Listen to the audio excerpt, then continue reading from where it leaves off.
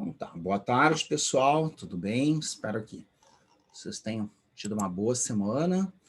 Fim de semana, hein?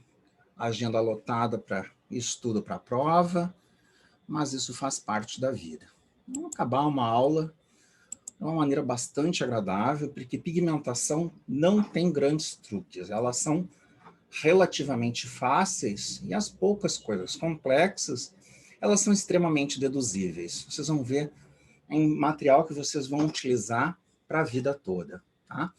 Tem meu e-mail de contato, mas qualquer coisa, vocês podem também fazer contato por WhatsApp para dirimir qualquer dúvida. O fim de semana vai ser em Porto Alegre, que eu estou de congresso no Hospital de Clínicas, a jornada de dermato do Hospital de Clínicas, eu vou estar por aí. O que significa pigmento, né? Parece fácil, ela vem da palavra latim pigmento, que é cor para pintar, não? Mas elas são substâncias extremamente variadas em termos de origem, composição química e o próprio significado biológico. Isso é importante quando a gente trabalha com pigmento do ponto de vista histopatológico, a gente tem que determinar algumas características, por exemplo, se eles são produzidos internamente ou se eles são advindos do meio externo. E cor é uma boa pista. Eles apresentam como característica principal a propriedade de terem cor própria. E quando a gente trabalha com lâmina, hematoxilina e eosina, cortado pelo método de parafina, elas são tão finas que praticamente elas são desprovidas de cor, exceto alguns elementos pigmentados, melanina, hemoglobina e alguma outra coisa mais, bilirrubina, que não faz parte da pele, mas aparece em outros órgãos, a gente vai ver isso em fígado. E elas independem do método de coloração. Não interessa qual o método, ele sempre vai manter a cor. Ele pode modificar a cor em algumas situações em que a gente faz uma reação química para isso, para especificar. Em especial ferro, né, em que a gente vai utilizar a coloração de Pels.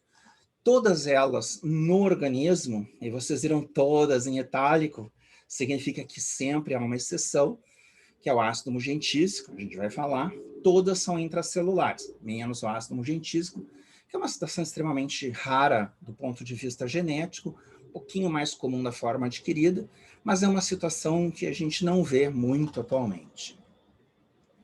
Elas podem ser desde constituintes normais das células, como a melanina, produzida pelos queratinócitos, bilirrubina, toda a parte do metabolismo hepático, podem ser endógenas, mas produzidas em situações anormais, por alguma situação de hiperprodução, por exemplo, quando a gente tem uma hemorragia com formação de hemociderina, tecido conjuntivo, ou numa ulceração, uma úlcera gástrica, ou uma rota, um erro de metabolismo, no caso homogentísico, que é relacionado à melanina. Ou elas podem ser advindas do meio externo e se tornarem exógenas, que é o caso da antracose. Eu vou abrir minha câmera que eu deixei ela fechada. E surpresa, eu estou sem barba, né? Eu tive que tirar a barba terça-feira. Então, tive que fazer um procedimento e me fizeram raspar a barba. A antracose é o pigmento de carvão aspirado por poluição ou tabagismo, que é extremamente comum. Então a gente vai ver que substâncias exógenas, elas são importantes porque elas têm relação também com doença interna ou como material diferente do habitual, não que cause doença clínica. Então, situações endógenas, com hiperprodução ou acúmulo. A gente tem um grupo, que são os derivados da hemoglobina.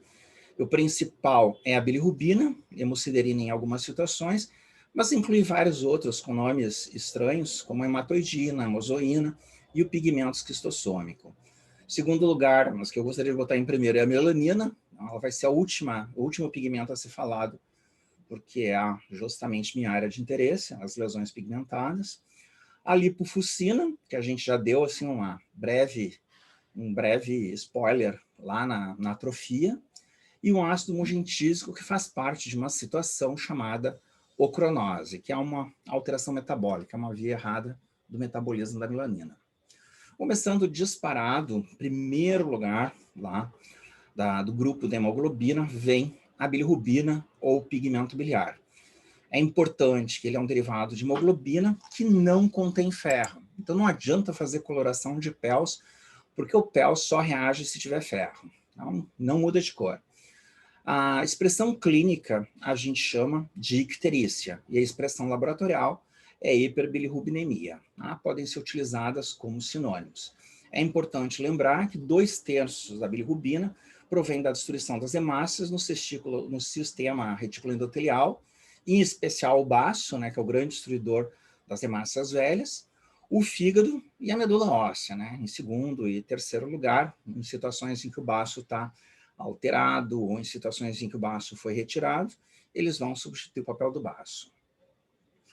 Vamos lembrar que a bilirrubina, ela vem circulante, vai ser conjugada a ácido glicurônico no retículo endoplasmático liso dos hepatócitos durante o metabolismo hepático, e ele passa de uma situação insolúvel, circulante, para hidrossolúvel. É interessante que ele é insolúvel, né?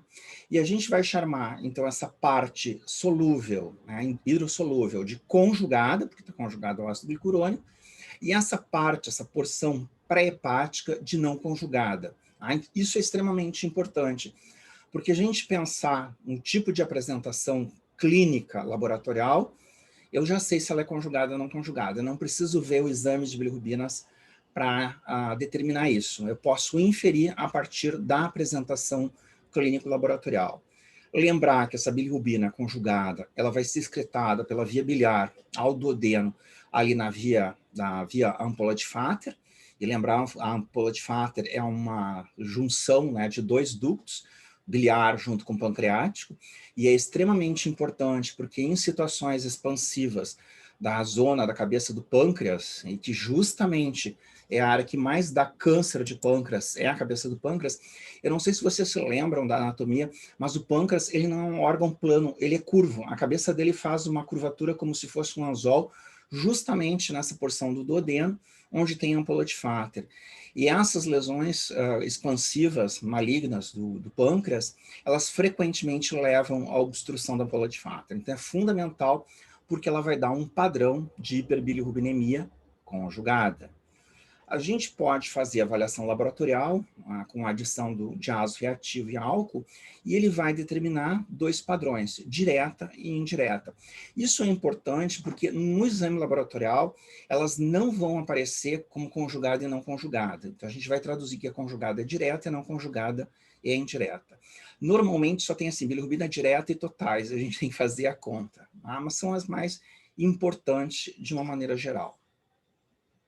Então, a gente tem a hemólise, situações em que há uma hiperprodução de hemosiderina, entra no retículo endotelial, no baço, por exemplo, ela vai ser fragmentada nas porções M, biliverdina e bilirrubina, vai circular ligada fortemente à albumina, porque lembrar que ela não é hidrossolúvel, ela não circula sozinha, até chegar no hepatócito, onde vai ser conjugada ao ácido glicurônico, e a partir daí ela é excretada por vias biliares, inicialmente intrahepáticas, depois extrahepáticas da ampola de Vater, onde ela vai ter um papel extremamente importante na participação, né, das fezes, porque ela vai dar desde a coloração das fezes, elas são esse padrão amarronado por função da cor da bilirrubina.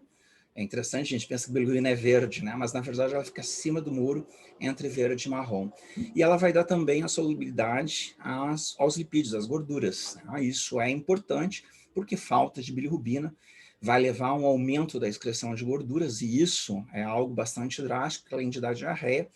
A gordura, ela não dá continência, o paciente vai terminar literalmente borrando as calças, que é uma coisa bastante desagradável. Então, a icterícia é a expressão clínica dos aumentos das bilirrubinas, total habitual, normal, em 1,2 miligramas por decilitro, e a gente já considera a icterícia quando esse nível estiver acima de 2, 2,5, dependendo do laboratório. Como essa bilirrubina, frequentemente, ela é hidrossolúvel, então a gente está pensando em conjugada direta, ela vai se depositar na pele, nas mucosas, em colina esclerótica, e aqui entra um sinal semiológico extremamente importante, que a gente vai ver logo a seguir, e outros órgãos. Qualquer órgão, né, como ele é hidrossolúvel, ela se junta praticamente a qualquer órgão e tecido. E, inclusive, ela pode ficar impactada dentro do hepatócito, fazendo acúmulo intracitoplasmático, e a gente chama de colestase. Eventualmente, se fala colestase quando a gente enxerga em bilirrubina nos túbulos renais. O nome correto é a alteração hepática. E é interessante, ou pouco interessante, que elas vão aparecer como grãos amorfos, em formato próprio, castanho esverdeado. Por que desinteressante?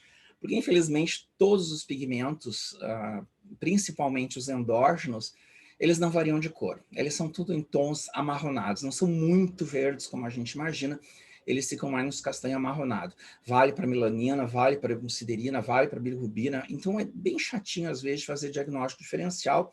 E eu vou depender da apresentação clínica, que, obviamente, se eu tenho um paciente com hepatite viral, eu não vou pensar que é um derrame de melanina na pele, eu vou pensar que é uma icterícia, e vou olhar para a esclerótica, por exemplo.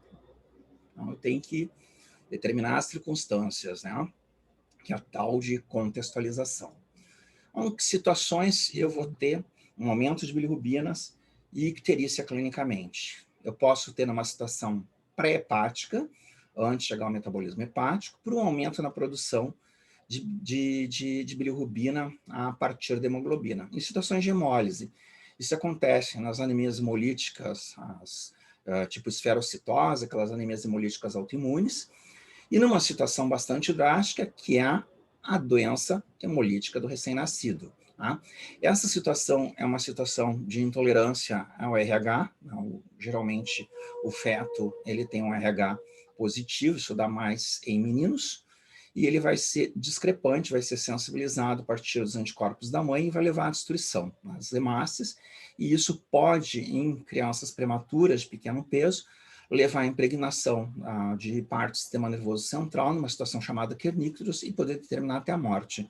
Então, a doença hemolítica do recém-nascido, ele pode, desde a eritropoiese, eritroblastose fetal, ela pode, desde uma situação de uma anemia até uma situação de morte. Então, ela pode ser bastante grave.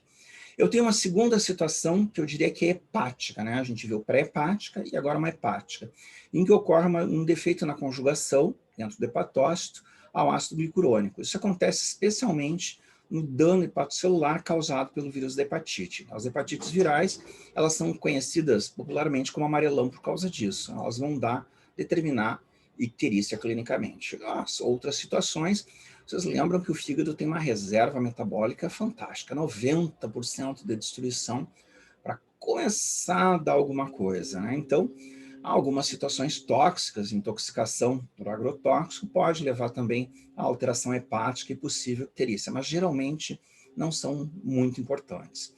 E existe uma terceira forma, que a gente chama de pós-hepática, em que ocorre uma obstrução na eliminação canicular, que pode ser tanto intrafígado como extrahepática, e que o principal modelo que a gente trabalha não é o mais comum, cálculo disparado é mais comum, mas tem que ser um cálculo muito grande para determinar a icterícia. A situação clássica é o tumor, o carcinoma, na cabeça do pâncreas, fazendo a obstrução ali da ampola de Fatra no duodeno.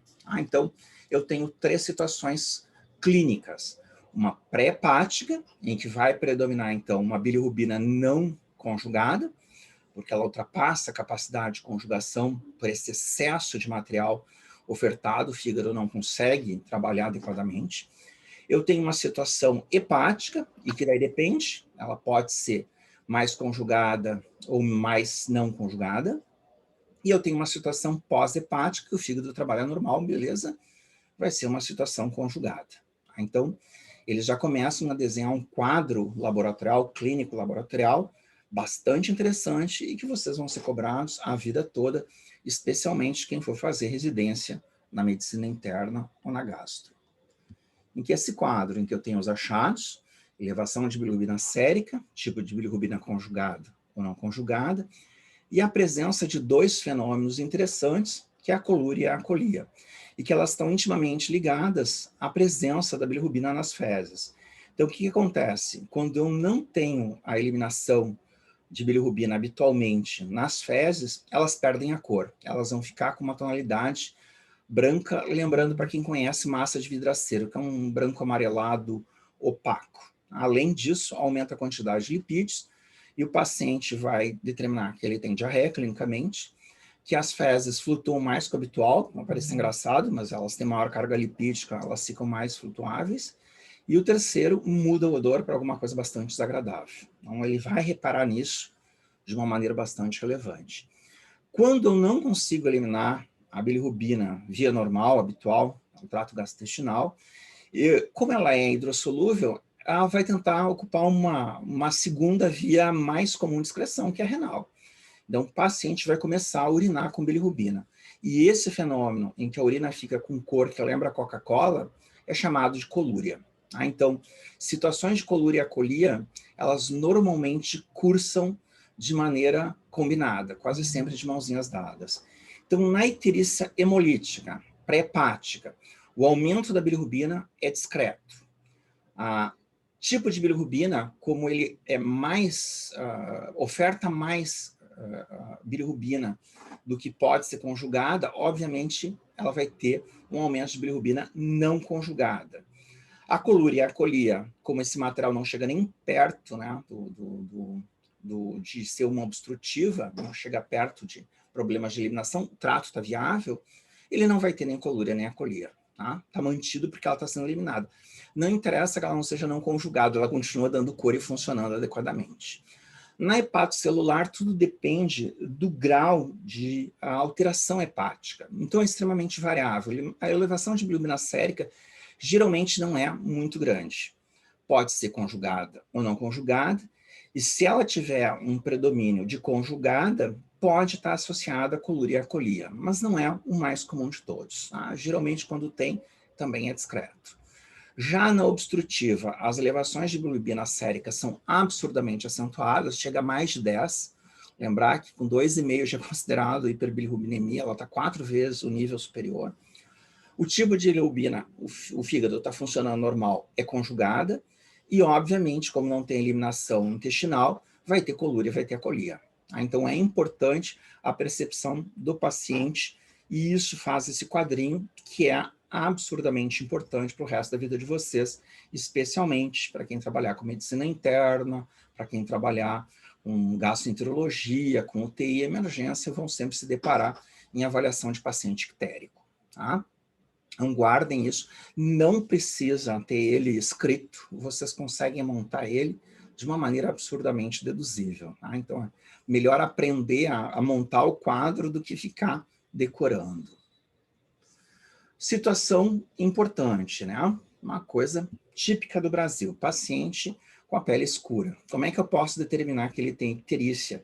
Ele pode mudar um pouco a tonalidade da pele, isso vai ser percebido pelo paciente, mas principalmente a bilirrubina, ela impregna mucosa, qualquer mucosa. E obviamente mucosas brancas ficam mais evidenciadas, porque elas ficam nitidamente amareladas. E a gente tem a esclera na frente dos nossos olhos, literalmente. Então é importante porque existem papagaios. Você sabe que papagaio imita bem, não, mas não é um ser humano. Né? Ele pode falar, cantar, assobiar, mas ele não é um ser humano. Então a mesma coisa acontece com algumas situações. E existe uma situação frequentemente dietética, que é hipercarotenemia, em pacientes que têm uma dieta geralmente vegetariana muito grande, em carga de carotenos, comendo abóbora, beterraba e cenoura, e eles podem impregnar a pele com uma coloração que lembra a icterícia, mas ela não altera mucosas, então a esclera vai ser normal. Então, a gente sempre pede para o paciente mostrar os olhos, né? Se tiver de óculos escuros, manda tirar os óculos. Pode estar de lente de contato, não altera, porque é a esclera que a gente está vendo. Opa. Aqui vocês têm uma situação bastante grave, bastante rara. É um carcinoma de vias biliares, uma situação de colangiocarcinoma envolvendo vias biliares intrahepáticas, né, um carcinoma de cabeça de pâncreas, que levou à obstrução e, obviamente, o aumento de bilirrubina conjugada. Então, você já tem uma possibilidade de ele apresentar clinicamente acolia e colúria.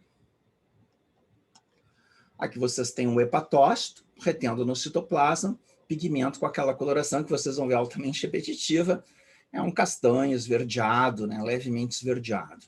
Essa situação é uma colestase intrahepática, tá? Uma situação, e quando eu vejo, eu já começo a pensar principalmente em situações obstrutivas, onde ela é mais observada.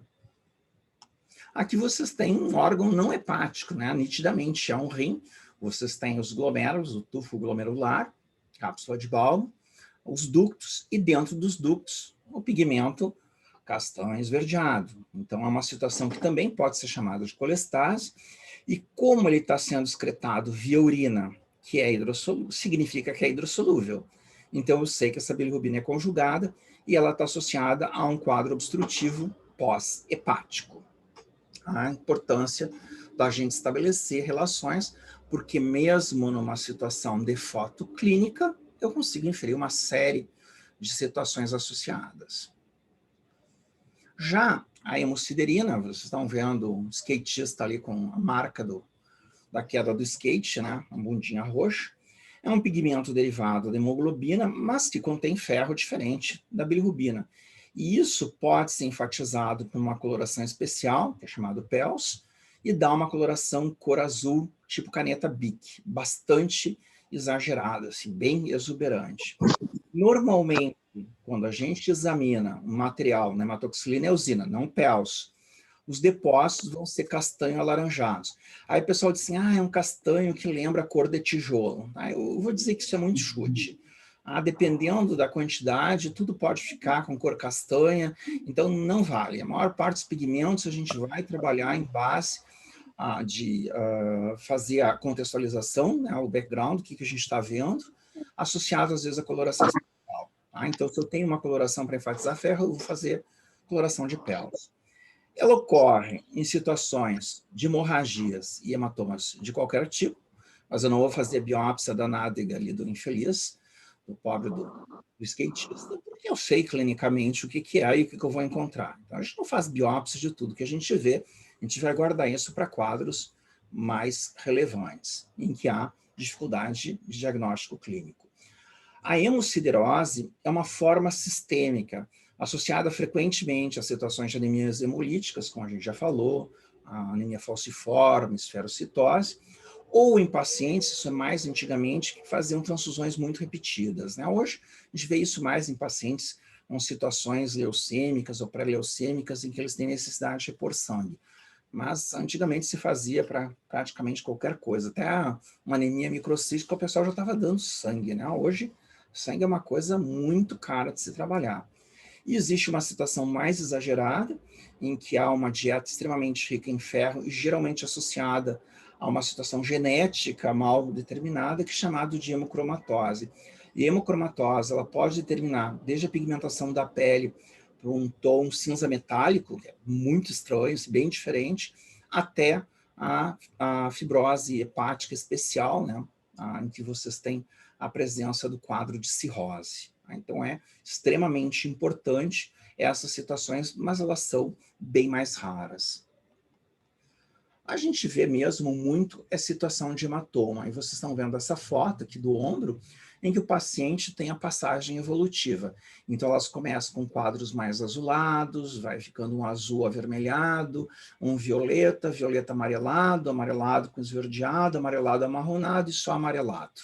Então, essa mudança de tonalidade, ela é importante quando a gente trabalha em medicina legal, para determinar o tempo de evolução, porque se o paciente chegar no último quadro com um hematoma amarelado e dizer que ele levou uma tijolada do vizinho a questão de 1 hora atrás, eu sei que isso não é a realidade. Tá? E em medicina legal, a gente faz o contrário da medicina que não é legal, né? Mas é interessante porque isso não é tão legal na medicina legal. A gente não acredita no que o paciente fala, a gente só acredita em evidência. Então, normalmente não se escuta paciente em medicina legal. A gente escuta em parte com filtro. Tá? Diferente da medicina habitual, né, que a gente é treinado a que tudo que o paciente fala corresponde a uma realidade, nem que seja a realidade da cabeça dele. Mas é importante porque muitas vezes você tem que lembrar que o paciente, em situações de briga de vizinhos, por exemplo, ele está querendo ganhar a situação. Né? Então, eles podem um pouquinho, às vezes, disfarçar uma situação. A foto à direita são situações chamadas petequias, depois com a professora Raquel, no terceiro bloco, vocês vão ver a definição dos tipos de hemorragia, em que vocês têm normalmente uma vasculite com um derrame de sangue pequeno com o tamanho de uma lentilha. Né? Então, esse padrão é bastante comum em situações inflamatórias dos vasos, chamado vasculites. Aqui a situação do skatista, né? Em que vocês têm o lanhado, chega a estar estriado, né? Bastante característico, né? Isso aí vai demorar a melhorar. E existe uma situação clínica que é bastante vista na clínica dermatológica, que recebe o nome de Black Heel ou Talon Noir, em francês, que é literalmente calcanhar preto. Essas situações, elas são importantes, porque elas são geralmente assintomáticas, e de repente o paciente observa uma lesão pigmentada numa área de trauma repetitivo. E aí, a lesão é melânica ou a lesão é de outra causa? E muitas vezes gera biópsia. Então, é frequente biópsia de material de calcanhar, e quando a gente vai olhar, não tem lesão melanocítica. A lesão, na verdade, é intracórnea. É uma hemorragia, porque houve uma ruptura de vaso durante um trauma. Isso é muito comum em corredor, né, principalmente amador. Geralmente, os corredores profissionais, eles fazem além de menos, porque estão mais treinados. Eles reconhecem a situação, clinicamente, mesmo não sendo médicos.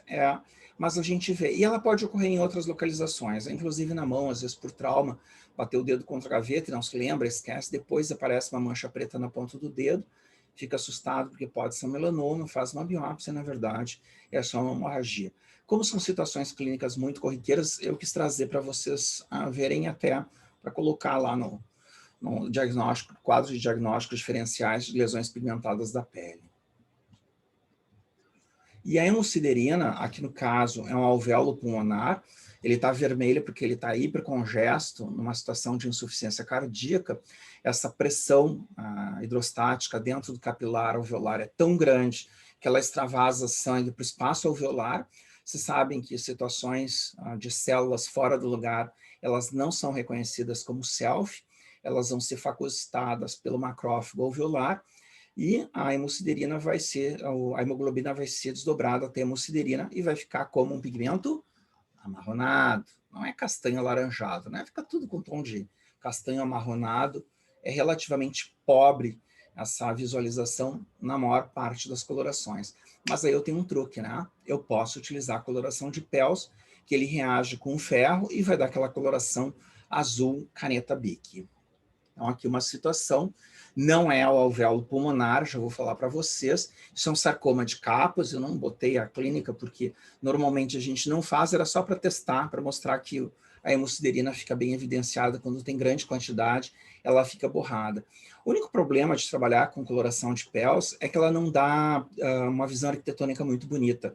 Ela é uma coloração binária, só para dizer positivo ou negativo. Como marcou azul intenso, eu sei que ela é positiva para a pesquisa de hemosiderina. Eu tenho que contextualizar a situação.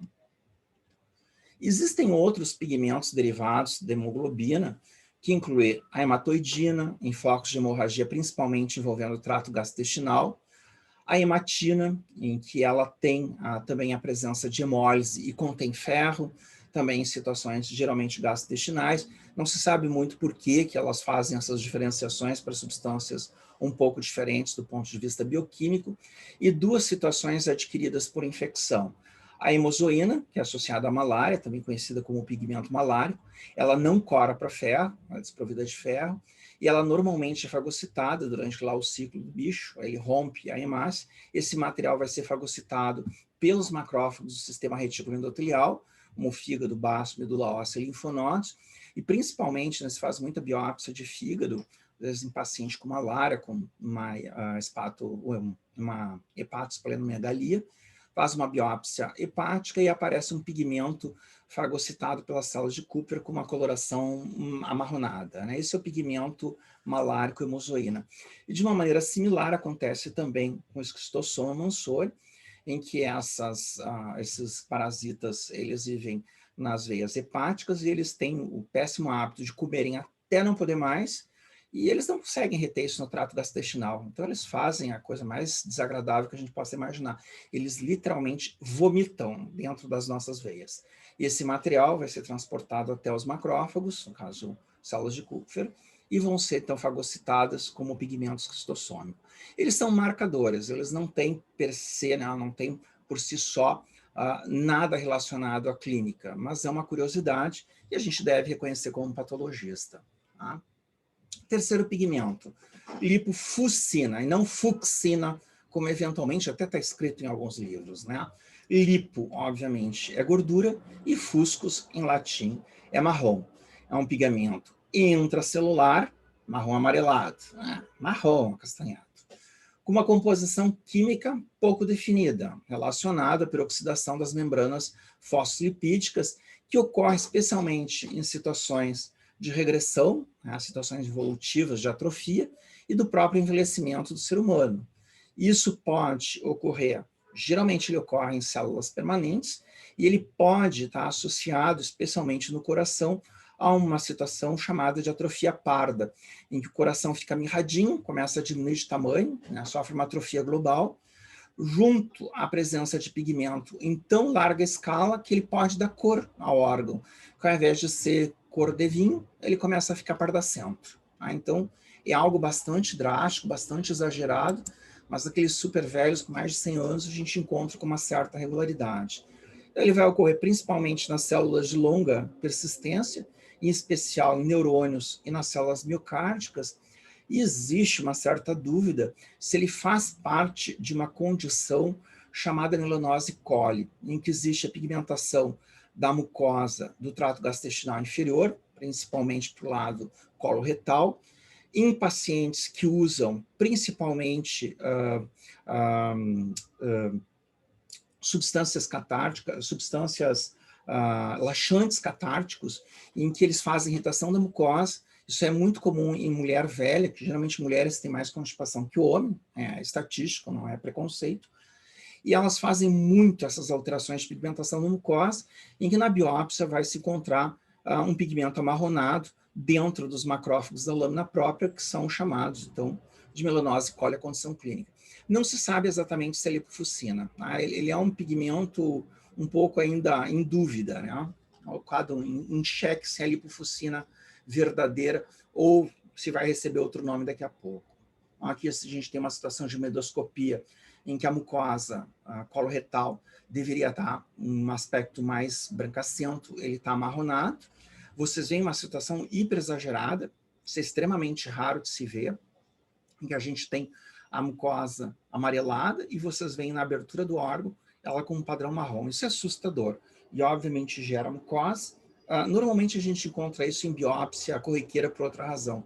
E na lâmina própria, entre as glândulas, no interstício, vocês veem os macrófagos pigmentados de marrom, castanha amarronada. Não adianta mudar a doença, não adianta mudar a situação, em que a gente sempre vai ter a mesma cor. Tá? Então, tirando os truques como coloração de peles, a cor sempre é em tonalidades marrom. Já os pigmentos exógenos têm uma coloração um pouquinho diferente, né? Eles vão aparecer frequentemente com colorações mais escuras, né? Eles tendem a serem negros. Então, inclui a antracose, as tatuagens de qualquer tipo, a alimentação, especialmente os beta-carotenos, e situações mais raras, como a argiria, que está entrando em extinção, porque ela ainda era vista em situações de uso de nitrato de prata, principalmente revelação de fotografia. Hoje, cada vez menos gente usa nitrato de prata, eventualmente os dermatos ainda queimam com bastão de nitrato de prata, verruga viral. Mas a argiria, ela acontecia principalmente em população de origem eslava, russos em especial, porque eles faziam um tônico, não lembro o nome, nem sei se tem nome, eles faziam um tônico para longevidade com nitrato de prata. E tinha um caso famoso de um russo aqui em Porto Alegre, que tinha a pele literalmente cor de grafite, de tanta prata que ele tomava, né? O ouro, a crisíase, é uma situação correlata, parecida até com a prata histologicamente. Ela é mais vista, e principalmente até há uns 15 anos atrás, 10 anos atrás, antes do advento de drogas mais recentes, especialmente os biológicos, em doenças reumáticas, em especial a artrite reumatoide, para assim, tratamento de última escolha. Não tinha mais nada para usar, usava sal de ouro. Ainda é um resquício e ainda tem paciente com impregnação por ouro na pele. Alguns medicamentos, como a clofazimina, que é um antibiótico usado no tratamento de hanseníase, de lepra, a minociclina no tratamento de acne e a hidroquinona, é utilizada no tratamento de malária e para despigmentação da pele, elas podem levar à pigmentação, por diferentes mecanismos, dando todas as colorações intracitoplasmáticas amarronadas. Tá? Então, tem que tomar um pouco de cuidado. Tem algumas medicações, aqui a mais usada é a minociclina, a tetraciclina usada no tratamento de acne, ela deve ser tratada sempre com o uso de protetor solar, senão mancha a pele, né? Em alguns pacientes, imagina manchar a pele do rosto em cima de acne, e fica um desastre. A antracose é a mais relevante, é um pigmento exógeno extremamente comum, baseado em partículas, constituído por partículas de carvão, então um pigmento negro, relacionado ao tabagismo e à poluição. Tá? Vocês estão vendo esse pulmão aqui, o bloco torácico, vocês têm a traqueia, a laringe em cima, o coração no meio e separado pelo coração, vocês veem os pulmões parecendo dois saquinhos negros, né? Correspondendo a tanto resíduo de carvão que eles mudaram de cor. Isso é material do Ministério da Saúde, até eu peguei com eles, de propaganda antitabagismo. Ele acomete, normalmente os pigmentos eles não gostam muito de migrar, eles vão ficar restritos ao pulmão e aos linfonodos que fazem, né, a drenagem da área pulmonar. Normalmente não trazem repercussão clínica importante na grande maioria dos pacientes, exceto em pacientes que fazem mineração de carvão, em que eles podem levar a uma situação bastante grave, chamada pneumoconiose, em que ele determina fibrose com insuficiência ventilatória e uma vida miserável para sempre. Né? Não tem volta, não tem retorno à normalidade. Isso leva, inclusive, a uma legislação diferenciada para mineradores de carvão, que são aposentados com menor tempo de trabalho. Aqui no país, é 11 anos e meio máximo de trabalho com mineração de carvão. Então, vocês estão vendo uma situação que não é tão exagerada, em que vocês veem aqui a parte do revestimento externo do pulmão, em que a parte da serosa, da pleura visceral, ela está toda estriada, né, marcando justamente a junção dos grandes lóbulos, em que vocês têm do pulmão, em que vocês têm essa parte toda septada, desenhada, essas linhas, né, extremamente elegantes, correspondendo à deposição de antracose. Ela não é distribuída aleatoriamente, ela vai sendo drenada principalmente onde tem mais tecido conjuntivo, porque é onde ficam os macrófagos. Porque onde tem macrófago alveolar, a quantidade é microscópica, só no microscópio que a gente observa. Então, onde tem septação e tecido conjuntivo, geralmente onde os bronquíolos são maiores, eles vão ocorrer de uma maneira mais exagerada e forma esse desenho reticulado bastante elegante. E vocês estão vendo nesse material aqui, que ele está justamente numa área onde o septo está mais alargado, onde vocês têm vasos de grande calibre e os bronquíolos terminais, em que vocês têm de longe, dá para ver, o material não é marrom, né? Então os materiais exógenos, eles tendem a serem pretos, eles têm uma coloração diferente. Infelizmente, todos eles têm a mesma cor também. E aí, para determinar, pode ser um pouquinho mais complicado. Já a tatuagem, ela pode ser acidental, por exemplo, o paciente ele leva um tiro, pólvora pode pigmentar a pele, ou ele deu um tiro e faz a pigmentação da palma, por isso que sempre faz exame de palma para ver se o paciente deu tiro ou não. Pode ser por acidente, por exemplo, derrapando no asfalto por moto, em que ele pode inocular material para baixo da pele, né, em que vocês têm asfalto, e isso pode determinar a pigmentação, ou pode ser intencional, cultural, estética, como a gente está vendo nessa foto. Não interessa a cor macroscópica externa da tatuagem. Todas elas têm a mesma cor. Elas são constituídas, principalmente as tatuagens intencionais, por óxidos ou sais metálicos. É proibido pela Anvisa o uso de tinta a partir de extrato vegetal. Isso é muito usado porque são cores mais difíceis de conseguir, como amarelo e vermelho. Quando a gente vê pigmento na histologia com cor amarela ou vermelha, a gente sabe que isso é vegetal, né, que foi usado por fora. E geralmente esses pigmentos que ficam coloridos, de extrato vegetal, eles dão muita reação inflamatória. Inclusive doenças misteriosas como sarcoidose. A gente não sabe por que tatuagem é uma causa de sarcoidose relativamente comum, diga-se de passagem. Então, na tatuagem é introduzido esse óxido sal metálico, e a fagocitose pelo macrófago cutâneo perivascular vai tornar ela praticamente indelével. Mas o macrófago não vive a vida inteira, assim, mas quando ele rompe, outro macrófago vai lá e come o resíduo. E isso faz com que a tatuagem fique borrada com o tempo, ela vai perdendo a delimitação e ficando apagada. Microscopicamente, na microscopia óptica, são pigmentos negros, e raramente tem repercussão clínica, como em reações alérgicas, como queloides, que eu mostrei para vocês na outra aula, ou naquelas raras situações de sarcoidose, que felizmente são incomuns. Né? É interessante que a gente sabe, mais ou menos quais são os corantes que dão cor. Então, o óxido de titânio dá branco, cobalto dá uma tonalidade de azul, cobre dá verde, ferro dá um azul escuro. Então, a gente tem até uma ideia. E a gente pode fazer avaliação de metal em alguma situação excepcional, a gente pode fazer através de exames laboratoriais mais refinados, a gente pode tentar descobrir que tipo de metal é. Eu nunca fiz, mas pode ser em alguma intoxicação muito rara para algum elemento mais tóxico, né? Tipo cromo. Então, o que vocês estão vendo é uma biópsia de uma tatuagem, né? Como é que a gente tem biópsia de tatuagem? É que tem uma coisa muito comum que vocês não pensam como tatuagem. Acontece em velhinhas, geralmente, né? Porque a gente pensa que tatuagem é coisa de gente jovem, né? De surfista, mas não é, ou de marinheiro. As mulheres fazem muita tatuagem na face para maquiagem definitiva. Então, sobrancelha de velhinha eu tenho toneladas, tirados geralmente por outra situação, por exemplo, um carcinoma basocelular, um câncer de pele extremamente comum, e eu ganho de brinde junto com o carcinoma basocelular, eu ganho uma tatuagem, daí eu consigo ter fotos disso. Agora, se me perguntarem qual é a cor que tem lá em cima, eu não sei. Aí é adivinhação, aí deixa de ser patologia para virar parapsicopatologia, como eu digo, né? É como adivinhar o número da Mega Sena. Se eu tivesse essa capacidade diagnóstica, eu já estava jogando na Mega Sena, não ia ficar gastando meu tempo para saber que cor é essa, porque não tem interesse, só sei que isso é tatuagem. Ela está sempre dentro do macrófago perivascular. Ela não fica aleatória há muito tempo. Ela pode aparecer aqui intersticial, mas provavelmente porque ela é recente.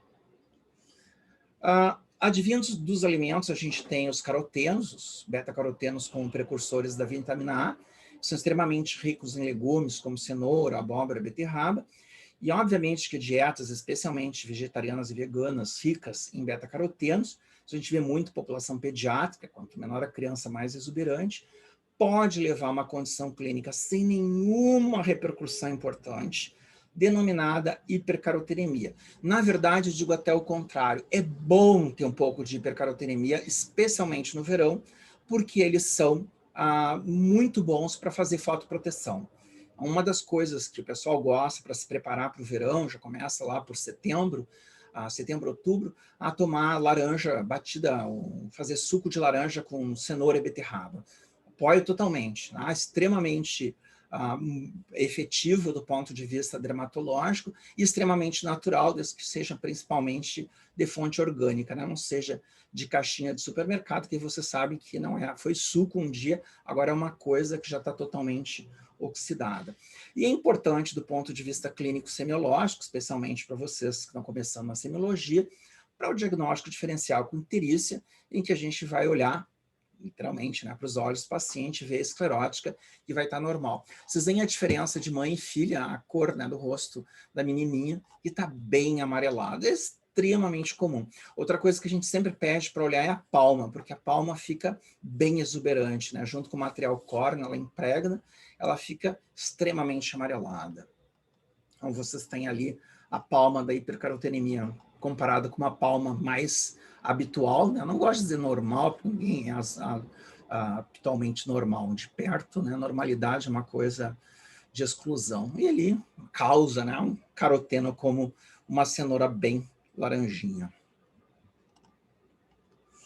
E por último, falar da melanina, minha favorita, né? Então, deixei por último o melhor para mim, mas vocês vão ver também que é bem interessante, porque pele é ao lado de fora do paciente, ele vai dar informações de maneira absolutamente gratuita, mesmo com o paciente de boca fechada, falando outra língua. Eu já atendi paciente iraniano que não falava nada de português, mesmo paciente comatoso ou recém-nascido. A beleza da pele é que ela fala através da expressão clínica, né? A melanina é um pigmento de coloração que varia do castanho ao negro. Existem pigmentos mais amarelados, como a felmelanina, diferente da eumelanina, e que ela aparece em pele muito clara, especialmente em ruivos, o que é um problema, porque ela parece funcionar meio toxicamente a longo prazo, né? Então, vamos falar mais da melanina, que é a habitual. Ela é sintetizada pelos melanócitos, são células que fazem parte do conjunto do epidermo. Essas células migram a partir da neurocrista, então elas são células com uma grande semelhança aos neurônios. Elas migram, então, lá por volta da 10ª semana, para a área da junção dermoepidérmica. Tá? Isso é extremamente importante, elas vão colonizar depois o epiderma. A cor da pele, ela não depende só da melanina, especialmente quem tem pele muito clara, né? Ela vai depender de outros fatores e não há nenhuma variação da quantidade, do número de melanócitos entre indivíduos. Independe do fototipo de Fitzpatrick, que é um método de avaliação de coloração indireto, não é pela cor da pele, é pela resposta a uma fonte de ultravioleta conhecida, em que vocês fazem 10 minutos e observam a reação eritematosa mínima, e a partir daí eu vou dar uma pontuação. Tá? Então, por exemplo, eu sou um fototipo 4, né? Então, me diz, 3, não, eu sou 4. Uma maneira de saber é a capacidade de se bronzear quando vai para a praia. Se tu bronzeia fácil, tu vai ser um 4, pelo menos entre um 3 e um 4. E lembrar que, do ponto de vista biológico, o conceito de raça ele foge um pouquinho. Né? Não existe variabilidade genética entre seres humanos. Nós somos absurdamente semelhantes, existe muita pouca variabilidade. É algo assim terrível, porque, do ponto de vista genético, faz com que a gente cometa incesto sem saber o tempo todo. Isso determina um alto número de doenças genéticas. Então, é interessante que a cor da pele ela está relacionada à melanina, à dieta, especialmente carotenos, à quantidade de irrigação sanguínea, tá? E ela está relacionada também à fonte de luz observada. Se tiver mais claro, mais escuro, a pele muda de cor. E é interessante também de que a distribuição de melanina ela é diferente, tá? De parte a parte. Ela não é igual. Existem áreas mais claras, né? Vocês têm as regiões geralmente protegidas do sol, com as faces ventrais, elas são mais claras, e mesmo no rosto, que parece ter uma cor semelhante, quando a gente faz cirurgia plástica ou cirurgia dermatológica mais avançada e faz uma rotação de retalho, nitidamente vê que de um lado para o outro do rosto, nem da direita para a esquerda, eles são iguais. Muda completamente, porque vocês têm um retalho completamente diferente da pele ao redor. Então é fundamental conhecer essa variabilidade da pele. Ela é mais exagerada num indivíduo do que entre indivíduos, porque o número de melanócitos é absolutamente igual. Além disso, o melanócito ela é uma célula preguiçosa, ela não gosta de fazer proliferação. O número de melanócitos, a gente mantém ele quase que igual ao longo da vida, e vai perdendo. Então as pessoas também vão perdendo um pouco de cor à medida que envelhecem. Além disso, muitas vezes também uma coisa que causa até certo constrangimento em sala de parto é que o casal é negro e nasce uma criança de cor clara. Né? Por quê? Não é problema. O melanócito ele só é ativado com exposição à radiação ultravioleta. Então a criança vai escurecer depois de 30 a 60 dias, não fica preocupada, é assim mesmo que acontece. De novo, né, a questão de raça, eu não estou tirando o mérito, tá? Então não é uma questão de desrespeito, enfatizo isso, não. Raça é extremamente importante em políticas afirmativas, especialmente num país horroroso do ponto de vista social, como é o Brasil, que a discriminação come solta em todos os sentidos, e ela é muito importante do ponto de vista cultural, do ponto de vista histórico, do ponto de vista de formação. Então, eu só estou dizendo do ponto de vista biológico, né? Para enfatizar de que nós todos somos a mesma pessoa, e todos nós temos os 2 pés fincados na África. A nossa ascendência toda é africana. Então, essa variação de colorações de fototipos do 1 ao fototipo 6, essa variabilidade de fototipos descrita pelo Fitzpatrick, ela é bastante interessante e é uma coisa fascinante saber que em poucas centenas de anos vocês podem mudar a coloração de uma população. Então, vocês vão ver que a concentração de pele mais escura, ela se dá em linha equatorial, porque a maior incidência de radiação ultravioleta, o raio bate reto no Equador, diferente de biselado, e aí vocês têm uma maior filtração da camada de ozônio, é uma questão de física, né? E aí vocês vão ver até uma questão que o Jared Diamond, que é um cara que eu respeito muito, levantou, e que eu estava lá para falar para ele, né, que ele diz assim, se essa questão é tão importante, porque, por exemplo, no caso da África e da Austrália, a gente tem populações autóctones, né, típicas, negras, e no Brasil a população indígena é branca, é bem mais branca. É só olhar para o lado, né? Na África nós temos um cerrado, nós temos um semideserto, a Austrália é um deserto, e o Brasil é uma floresta equatorial. Por que eu vou gastar chumbo onde eu não preciso? A natureza, a biologia, ela é muito econômica. Na verdade, ela é até meio preguiçosa nesse aspecto. E ela não gasta energia onde não é necessário, ela vai escolher sempre o caminho mais fácil. Assim como em grandes altitudes, como o Tibete, e em populações árticas, né, os inuits, que não gostam de ser chamados de esquimós, cuidado com essa palavra lá. Tá? Esquimó é uma palavra meio feia. Eles gostam de ser chamados de inuits. A população ártica, por que eles têm a pele escura? Porque eles pegam reflexo de neve. Mesma coisa quem mora próximo de areia, né? Deserto dá muito reflexo e a pele escurece. Então, é interessante de que houve um branqueamento da pele nas migrações do continente africano e posteriormente do Oriente Médio para a Europa, porque com menor quantidade de sol, havia menor absorção de vitamina D. Então, para melhorar essa absorção, a pele ela clareou. A questão da pele é toda ela relacionada com o meio ambiente e com a forma evolutiva. A gente tem a pele do jeito que ela é por uma questão evolutiva. Eu já vou fazer um spoiler do seu semestre relacionado com o bipedalismo. O mais importante que o cérebro, para nós, é a posição sobre 2 pezinhos.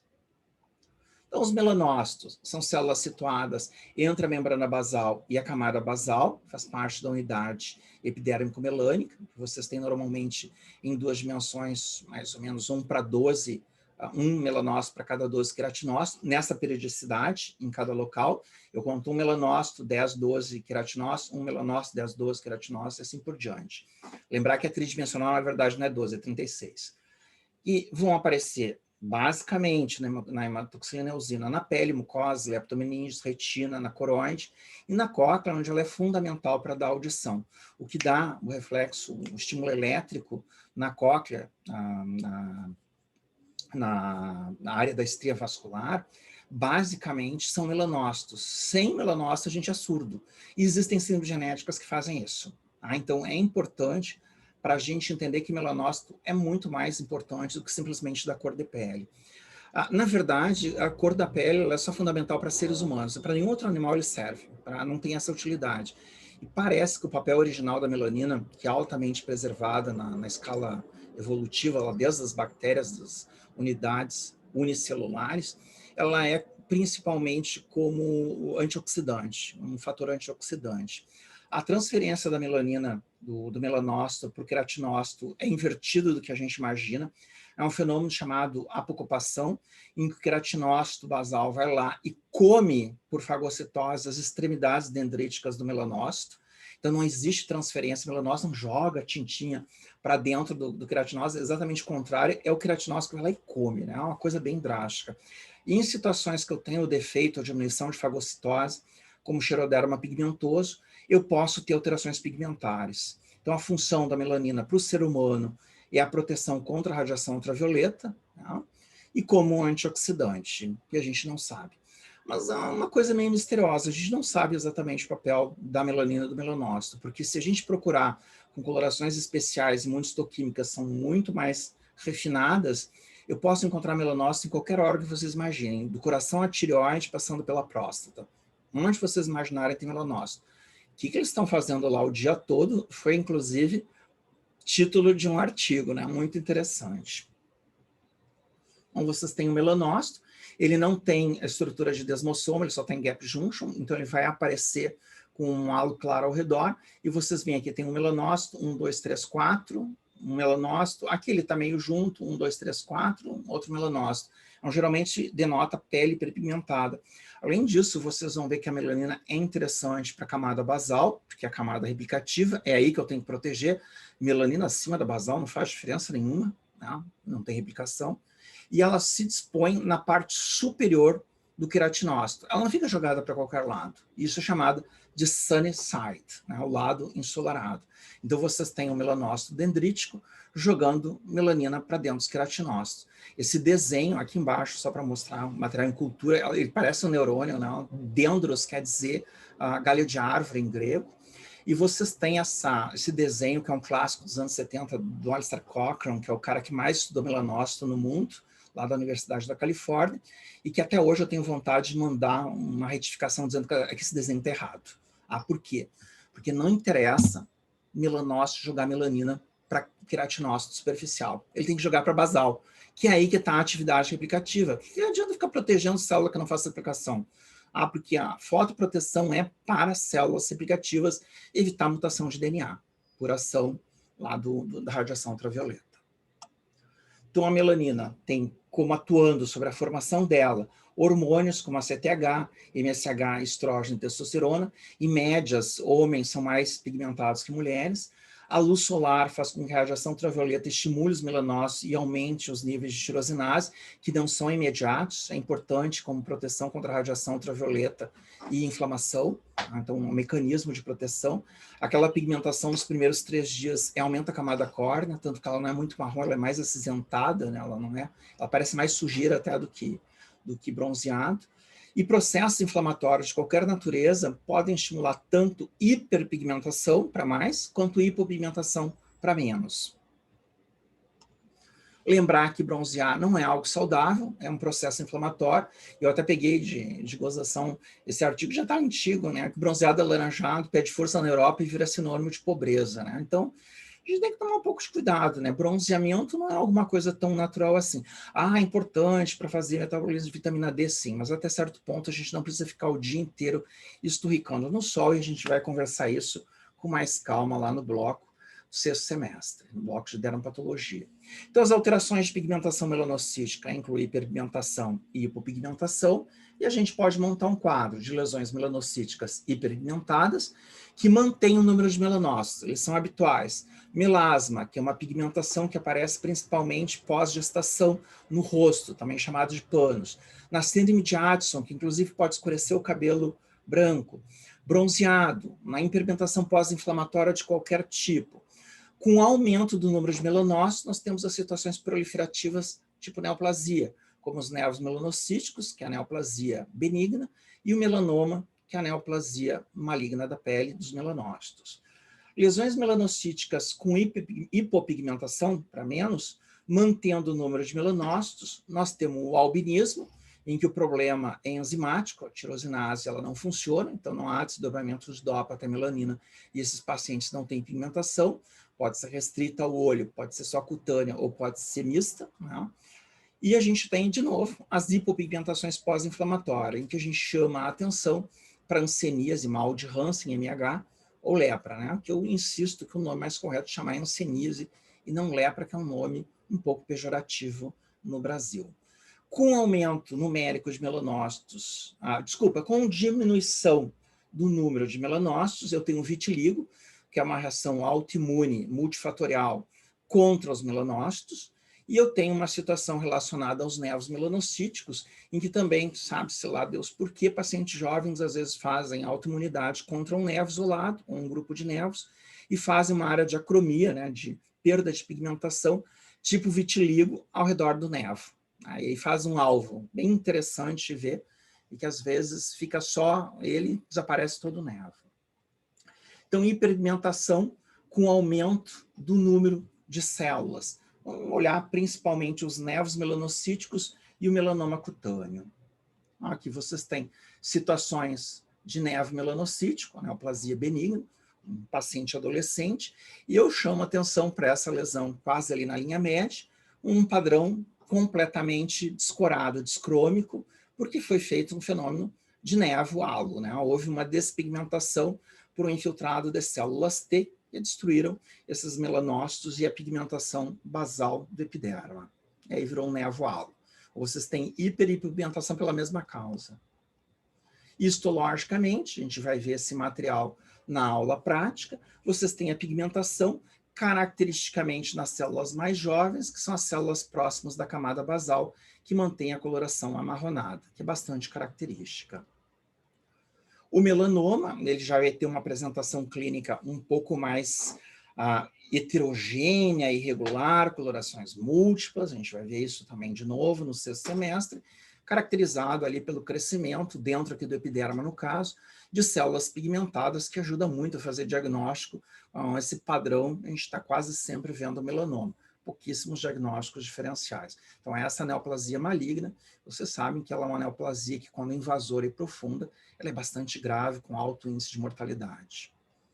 Nas hipopigmentações, em especial o vitiligo, que é uma lesão autoimune bastante complicada de explicar, envolvendo melanócitos, e é o único que vai ter diminuição numérica de melanócitos. O albinismo, eu falei, é uma deficiência de tirosinase, e outras situações inflamatórias, ou mesmo lesão química e física, por exemplo, despigmentação com hidroquinona, que é usado para tratamento de melasma, esses Clarigel da vida que usam para melasma, tem hidroquinona. Hidroquinona é utilizado também em borracha, então, às vezes, chinelo de borracha, de tira de borracha, pode despigmentar a pele. E crioterapia, que é a utilização de nitrogênio líquido em aposição, ele também pode levar à despigmentação persistente. Há uma situação de albinismo, aqui não tem a alteração de número de melanócito, é deficiência de tirosinase, os melanócitos estão lá, eles não são funcionais, e dá para ver mãe e filha, nitidamente, um albinismo óculo cutâneo, porque ela tem os olhinhos vermelhos, né? Então, aquele ratinho de olhinho vermelho de laboratório, você sabe que ele é albino. Então, nem tudo que é branco em laboratório, um animal, vai ser albino, mas quando tem o olhinho vermelho, matou a charada. Aqui o albinismo para mostrar a ênfase nos olhos, que tem esse olho avermelhado, fazem muita catarata e muita lesão ocular por falta de proteção, tem que usar óculos escuros a vida toda.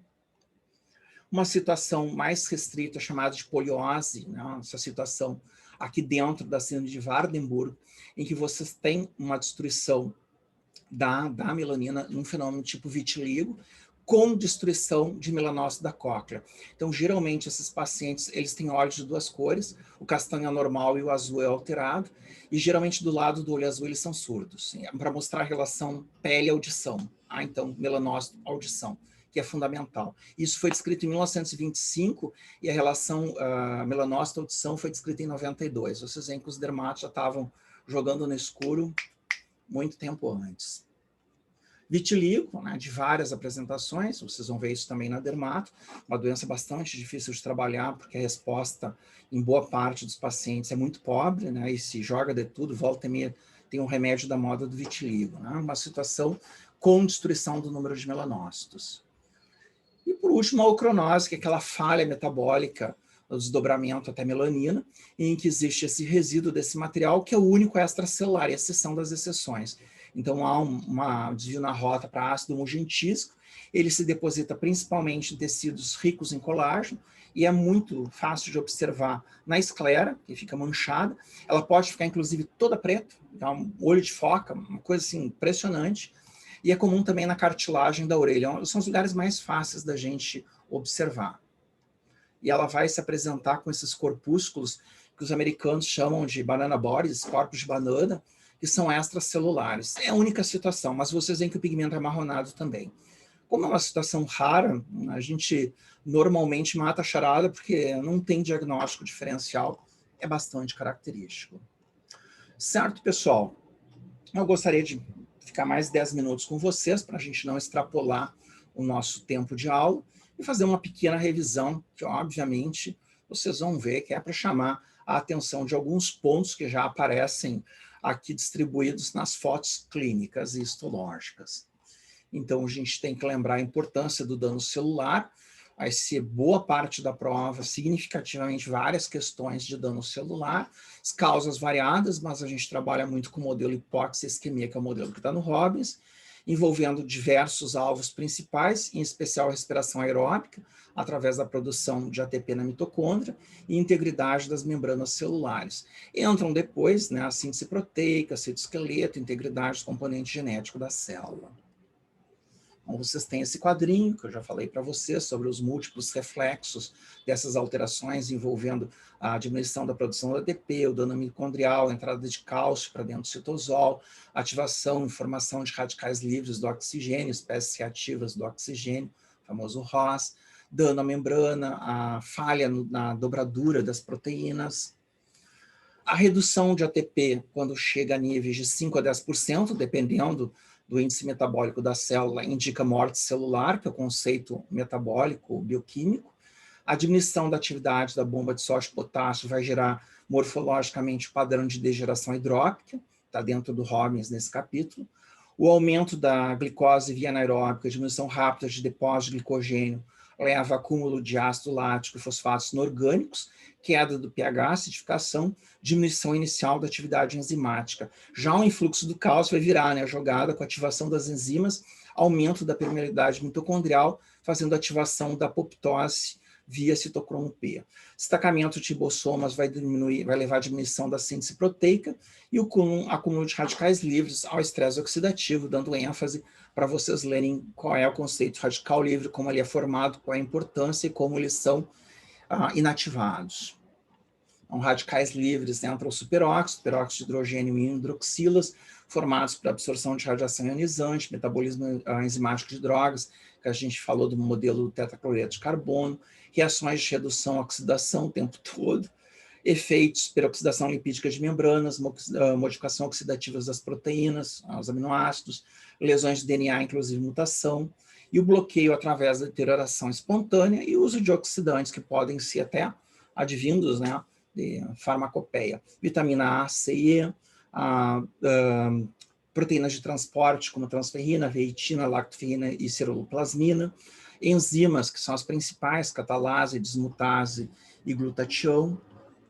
O dano à membrana plasmática leva à disfunção mitocondrial, perda dos fosfolipídios da membrana levado, né, causado pela ativação de fosfolipases, pela ação do aumento do cálcio sérico, pelas enzimas, anormalidade de esqueleto por proteases, edemas, formação de radicais livres do oxigênio, e os produtos da degradação dos lipídios vão ter ação detergente, danificando mais ainda essa membrana plasmática. O que vai determinar a reversibilidade? Quando é que a célula morre, né? Basicamente, é quando a mitocôndria não tem capacidade de gerar ATP numa quantidade suficiente. Essa disfunção mitocondrial, primeiro grande passo, ligado, né, quase que assim, secundado pelo dano extenso à membrana plasmática. Mas inclui outros fenômenos sobrepostos, como falha na síntese proteica e influxo do cálcio. Mas disparado, a resposta tem que ser disfunção mitocondrial. Então, vocês têm ali um modelo fazendo a passagem do Robbins, isso é um do Robbins mais antigo, em que vocês têm o dano à membrana, alterações intracelulares. Não está bem respondido aqui, mas é só um esquema do que vai acontecendo com os danos da passagem reversível para irreversível. A segunda aula de dano e morte celular, conceito de pontos de não retorno, lembrando que o conceito teórico da bioquímica é diferente da microscopia óptica, o teórico ATP 5 a 10%, na microscopia óptica são as alterações nucleares, especial picnose, também cariólise, cariorrex, levando tempo para essas alterações morfológicas se manifestarem. Morfologicamente, microscopia óptica significam 8 a 12 horas. Além disso, a morte difere de morrer, o espectro de dano celular até morte celular envolve principalmente situações oncose, necrose, autofagia, e essa nomenclatura com as principais, necrose, apoptose, anoix, autofagia, partanatos. As outras, para a gente saber, apesar que a gente vai trabalhar com NET no bloco 2 com o professor Tadeu. Fenômenos adaptativos, conceito e situações relacionadas, atrofia, hiperplasia, hipertrofia, metaplasia. A metaplasia dá ênfase nas alterações de colo uterino tabagistas, mas especialmente no esôfago de Barrett. O que diferencia a hiperplasia de hipertrofia é a capacidade das células entrarem no ciclo celular, lembrando que a atrofia ela também está associada à apoptose e à autofagia, ela não é tão vazia assim. A aula de degeneração hidrópica mostra que ela é a mais comum potencialmente reversível, denotando falha energética com diminuição da produção de ATP, um desequilíbrio hidratolítico por falha nas bombas iônicas e acúmulo intracelular de sódio, com posterior ganho osmótico de água. Causas variadas, hipóxia, isquemia, desacopladores da fosforilação mitocondrial, inibidores da cadeia respiratória, como o cianeto, que falei para vocês, usado pelos nazistas, hipertermia, toxinas com ação de fosfolipase, radicais livres. Degeneração glicídica, guardar esse quadro, né, a forma hepática mais comum de todas, né, a von Gierke, deficiência de glicose 6-fosfatase, convulsões naquele primeiro ano de vida, hepatomegalia, crianças com alto índice de óbito, macardomiopática, deficiência de milfosforilase, com câimbras, adultos jovens e microglobinúria, e a forma de pompe mista, né, em que vocês têm defeito de uma maltase ácida, com as cardiomegalias, aquela forma cardíaca, e quando aparece, ela também é muito grave, né? Diferente quando ela é uma forma mais miopática, né? A aula de esteatose do professor Tadeu é interessante, a gente tem ideia da morfologia, padrão macroreticular, com o núcleo deslocado para a periferia para fazer o diagnóstico diferencial da degeneração hidrópica, causas mais comuns, hepatopatia alcoólica, uso de corticoides, obesidade, gestação, drogas, inclusive o nosso modelo do tetracloreto de carbono, desnutrição crônica, anóxia. Nas lipidoses, a gente tem as esfingolipidoses, gangliosidose GM1, GM2, doença de Tay-Sachs, sulfatidose como doença de Gaucher e Niemann-Pick. Não vou pedir morfologia, não precisa ficar apavorados, isso é só para a gente ter um modelo teórico, né? Não vou entrar em detalhes. Degeneração protídica extracelulares, a gente tem até o estudo de amiloidose, esclerodermia, queloide, Marfan-Ehlers-Danlos. Intracelulares, todos são chamados de corpúsculos, Mallory-Russell, Kalsemann, não é degeneração, é morte celular. Mixoide, hiperprodução no carcinoma, com as células em anel de Sinnett intracelular. Na transformação mixedema extracelular no hipotiroidismo, não tem sinal do cacifo. Amiloidose, que foi estudo 2, é uma substância proteinácea alterada extracelular com diversas formas bioquímicas, todas elas com precursor solúvel. As 3 formas mais comuns é a cadeia leve, a L, a proteína SA, que dá o amiloide A, e o TTR. Todas elas têm a mesma forma física, independente da bioquímica, que mostra uma folha beta preguiada com características tintoriais semelhantes. Inclui a coloração por vermelho Congo com laranja salmão, né, algo salmãozinho aqui grelhado, na coloração por luz usual, e verde maçã com refringência à luz polarizada.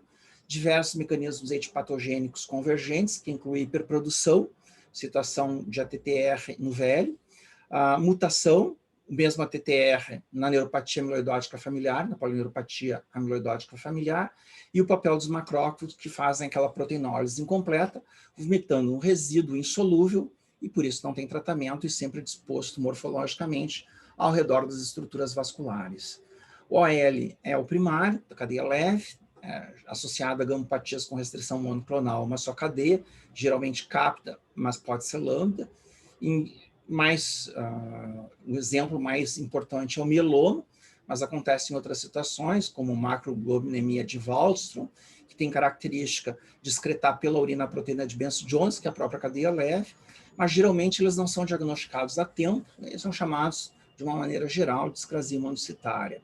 Na A, que é forma secundária, a gente tem a proteína SA produzida pelo fígado, em situações de inflamação crônica, que inclui tuberculose, hanseníase, que é o MH, artrite reumatoide, retocolite ulcerativa idiopática, carcinoma de células renais e linfoma de Hodgkin. Cuidado, que não é cadeia leve, que é outra situação. Tá? O ATTR, mutação nas polineuropatias amiloidóticas familiares, ou hiperprodução, como na amiloidose senil. Outras menos importantes, mas que aparecem bastante na literatura, beta-2 microglobulina na insuficiência renal crônica, na diálise, em que a membrana ela não faz a diálise dessas proteínas por serem muito pequenas, e a beta-proteína na doença de Alzheimer. As características morfológicas mostram órgãos e tecidos aumentados de volume, foscos e friáveis, com deposição de material hialino, que é o eosinofílico, extracelular e amorfo na hematoxilina e eosina, com tendência a depositar sempre próximo às estruturas vasculares, destacado pela S, dando a afinidade tintorial para o vermelho com aquela coloração laranja-salmão e refringência verde-maçã sob luz polarizada. Necrose é bem barbada, é uma aula extremamente objetiva. A gente tem a coagulação como modelo infarto agudo do miocárdio, depois de 8 a 12 horas, com preservação de arquitetura, que são os fantasmas, não tem núcleo, liquefação sem representatividade, microscopia óptica é um vazio. O modelo são o sistema nervoso central, pelo alto conteúdo lipídico, e os abscessos, sejam bacterianos, sejam fúngicos. Caseosa nos bacilos alcoácidos resistentes, como a tuberculose, com tendência à calcificação distrófica, e a esteatonecrose enzimática na pancreatite necromorrágica, com a ação das lipases, levando à deposição de sabões de cálcio, aquela coloração arroxeada. Calcificação distrófica em normocalcemia com dano prévio à morte celular, e o modelo dos corpos amomatosos naquelas 4 neoplasias, carcinoma papilífero de tireoide, cistadenocarcinoma papilífero de ovário, o meningioma e o mesotelioma maligno. Metastáticas são situações de hipercalcemia, especialmente para paratiroidismo secundário na insuficiência renal crônica, mieloma, metástases ósseas e imobilização, e deposita em tecidos normais com pH ácido, como pulmão, estômago, artérias e rim. E a NOX é a morte celular induzida pela falta de adesão à matriz extracelular, com semelhanças e convergência com a apoptose, vias intrínseca mitocondrial e extrínseca receptores, as integrinas, né, um modelo DGFR, que é o receptor epidérmico, o receptor para fator de crescimento epidérmico, e as caderinas, as doenças, o câncer, que dá invasividade local, e as metástases à distância, e é estudado também outras doenças como aterosclerose, microangiopatia e retinopatia diabética. A apoptose é isolada, não gera resposta inflamatória. O aumento do cálcio intracelular ativa a apoptose via citocromo C. Lembrar o conceito que isso é fundamental de apoptose regulada, defeituosa, defectiva no câncer, né, via o gene proteína P53, e nas doenças autoimunes. O modelo do câncer disparado é o mais importante que vocês têm que guardar. E excessiva em doenças neurodegenerativas, infecções virais como a AIDS, nos transplantados e no dano por reperfusão. Esse quadrinho da apoptose versus necrose, que eu não vou ler, a gente já leu na aula passada, de apoptose, é importante para a gente fazer o diagnóstico diferencial entre essas duas formas, que morfologicamente são as que a gente reconhece na microscopia óptica. Certo, pessoal? Basicamente, era isso o meu recado. Eu vou desejar boa sorte na prova, no curso, na vida, e que esse período, que foram 4 semanas extremamente rápidas, né, tenham sido mais proveitosos. Na verdade, né, 75 minutos, 60 minutos, a prova, como ela é mais curta, são só 25 questões, vai ser de 1 hora, que a prova habitual é de 50 questões. Então, a gente até aumentou o tempo em relação a isso.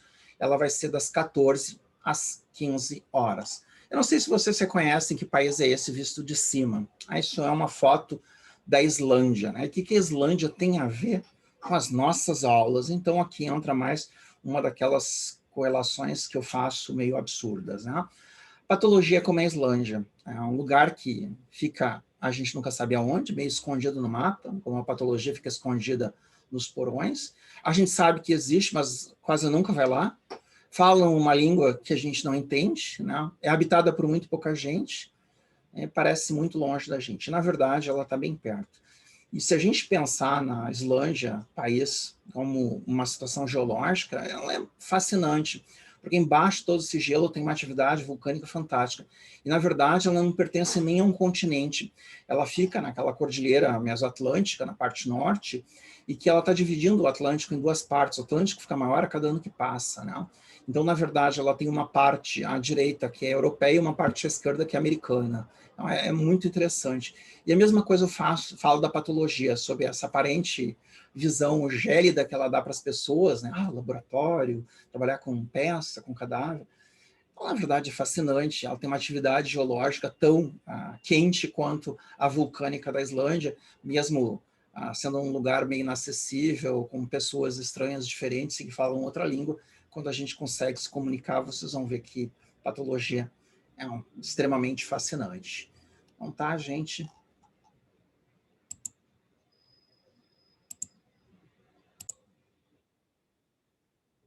A gente vai falar, então, sobre a revisão do bloco de geração e necrose, dando ênfase ao mais importante, que pode cair na prova, mas a prova está um pouco diferente. É uma prova de 25 questões, com uma única resposta certa, direta, objetiva, sem fazer quadros, esquemas, nem nada, até porque a inclusão dessas provas para fazer ao vivo ela é bastante complicadinha, ela não é muito fácil, né? É 1 hora de prova para vocês e 3 dias que eu levo para fazer a inclusão. Então, resposta simples, mais ou menos no esquema da prova, só que aqui são 5 alternativas, na prova serão 4. Na lesão celular por hipóxia, o tipo de degeneração intracelular mais comum e potencialmente reversível, não precisa nem ler, né? Qual é? Lipídica, protídica, glicídica, hidrópica ou acúmulo de lipofuscina, que a gente viu hoje? Hidrópica. Hidrópica, né? Ela é prontamente a primeira que a gente tem que responder. Amiloidose secundária, está associada. Retocolite ulcerativa e artrite reumatoide? Lembra que as secundárias são situações inflamatórias, então retocolite ulcerativa entra aqui, né?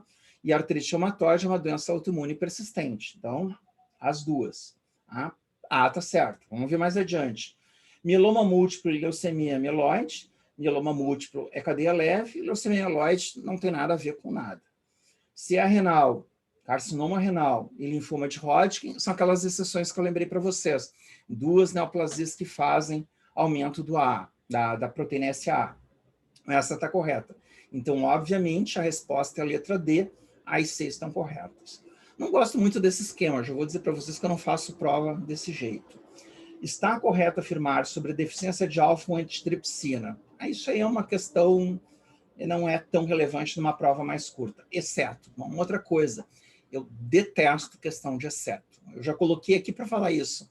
Então, raramente, para não dizer, eu não fiz nenhuma questão de exceto, porque eu acho isso antipedagógico, ensinar o que não é. O que não é o universo menos 1, né? É uma degeneração protítica intracelular? Sim, ela acontece dentro do hepatócito. É uma degeneração protítica intra e extracelular? Bom, tem degeneração intra e extracelular? Tem. As mixoides, elas podem ocorrer no adenocarcinoma gástrico, em que vocês têm células em anel de Synnet e derrame de mucina para o interstício. Mas não é o caso. Então, essa aqui é errada, é a B. Deposita-se em hepatócito, está correta, pode estar relacionada a cirrose em pacientes jovens ou enfisema pulmonar em pacientes jovens, que é a DE, está correta. 4. Estão associados à forma miopática das glicogenoses. Miopática muscular. Hepatomegalia é hepática. Hipoglicemia é hepática. Lembra? Ele consegue depositar a glicose sob forma de glicogênio, mas não libera glicogênio para o sangue sob forma de glicose. Então, hipoglicemia hepática. Mioglobinúria, miopática, mioglobinúria parece funcionar. Por enquanto é essa. Deficiência de glicose 6-fosfatase, tipo 1, ou doença de von Gierke, que eu não gosto da epônimo puro, eu dou o nome inteiro. Essa aí é hepática. Pode ocorrer convulsões em criança. Convulsão em criança é por hipoglicemia, aquele primeiro ano de vida. Então, é a C hepática. Então, todas menos a C são hepáticas, é a C que está correta. Para questões abaixo, de 5 a 10, coloque falso verdadeiro. Também é o tipo de questão que eu não faço, né? Células atróficas têm maior número de organelas intracitoplasmáticas? Sim ou não? Atrofia é para cima e para baixo? Para baixo? É menor, né? Então está errada, falso. Hipertrofia ocorre após o ponto de não retorno? Depois do ponto de não retorno, é morte celular. Aí a gente vai ver o tipo de morte. Já está errado.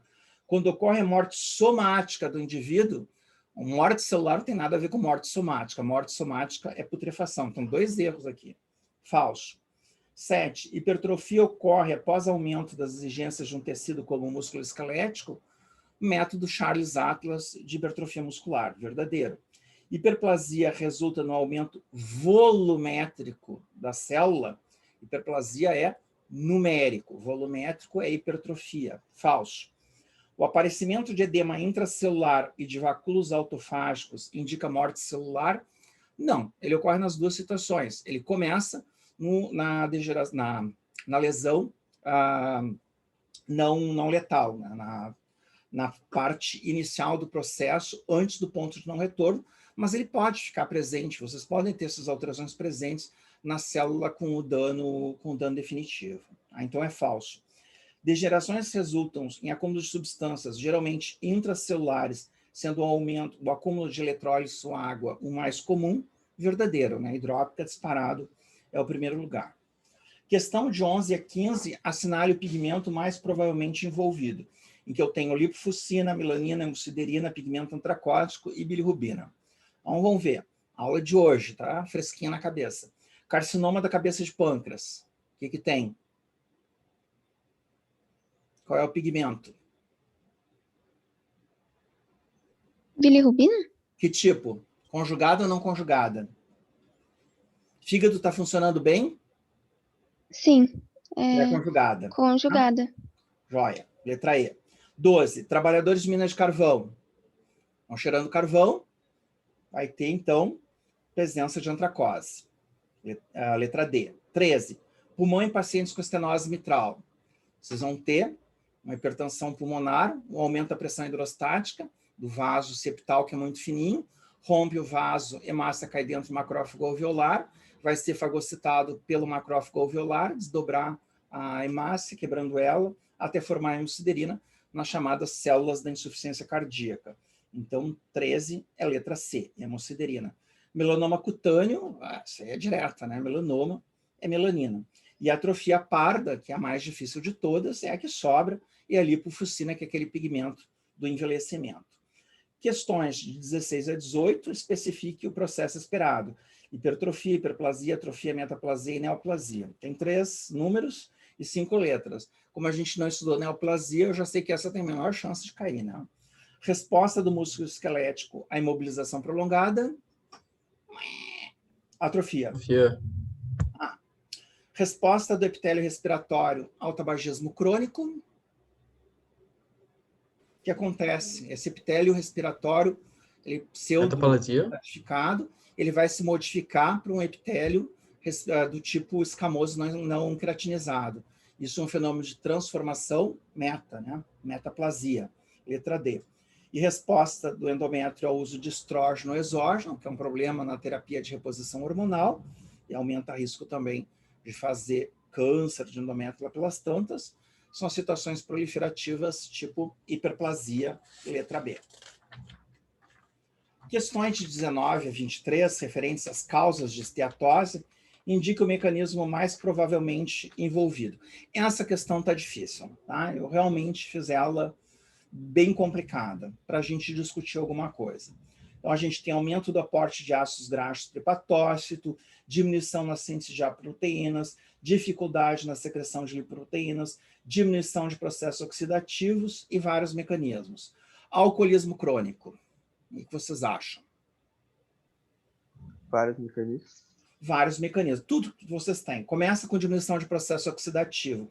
Mas o paciente, quando começa a emagrecer, ele tem aumento do aporte de ácido graxo para hepatócito. Se ele tiver muito depauperado, ele não faz apoproteína. E também não vai fazer secreção de lipoproteínas. Então, tudo lá pelas tantas desanda. Obesidade. Inicialmente, o que acontece? Aumenta o aporte, né? Então, letra A. Desnutrição crônica. Crônica, porque a aguda é aumento de aporte. Eu vou mobilizar, e todo mundo que faz regime pesado faz esteatose inicial. Então, a esteatose na destruição crônica, aquela prolongada, é pela dificuldade de secreção de lipoproteína, principalmente. 22, uso de corticoides em alta dose, que vai dar aquele padrão de faces com xigoide, aporte dos ácidos graxos, vai ficar gordinho, mobilização de lipídio, vai jogar para o fígado lá pelas tantas.